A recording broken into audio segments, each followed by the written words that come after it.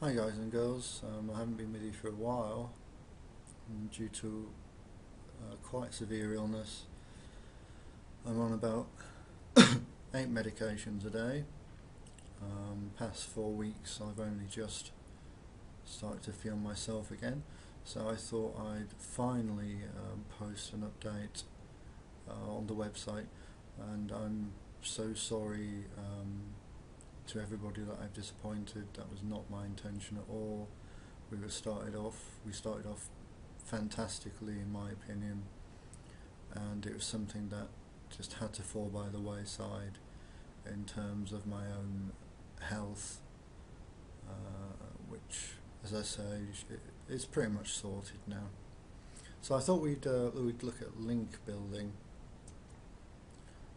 and there's all these maps and long complicated diagrams about how to create links, which property links to another link, how to link to another link to link to another link. So let's have a look at a way of taking it easy, because we don't want this is just stuff all over. We don't want this. I don't even understand what that is, and that is quite impressive. Quite impressive. It looks like some old statistical cluster. So what we're going to do first is we're going to use GSA links.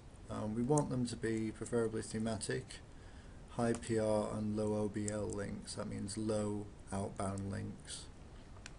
There's different theories, thoughts on what's a low outbound link. It does depend on the platform, and it depends on the kind of PR that the domain has, whether it's do follow. We do want do follow, of course. So we will need GSA, or we can head on over to Fiverr.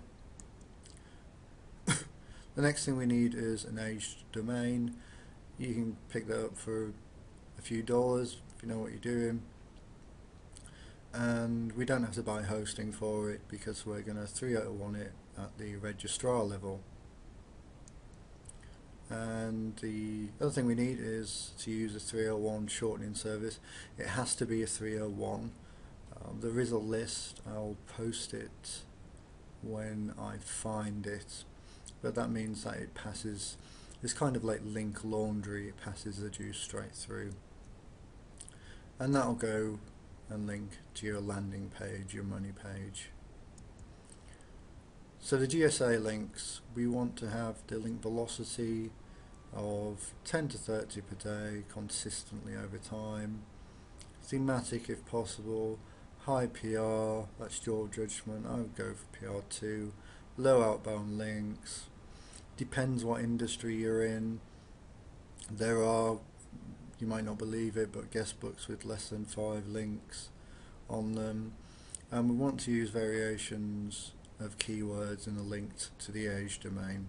So we're going to send a load of GSA links to the aged domain. We're going to send a link off. We're going to 301 the aged domain to one of these URL shortening services, that 301. So how it goes is GSA links to a domain. That domain 301s to a URL shortening service like Bitly, and that URL shortening service 301s to your landing page. If we can get the keyword in the redirect, that's good. And the beauty is, if this gets deleted, this short link, we can just switch to another shortening service, because we're 301 the registrar, just a couple of switches, a couple of buttons, and it's done. When you are linking to a landing page, don't do it to the domain root. Use keywords in the URL, but don't spam them. I think that's common sense.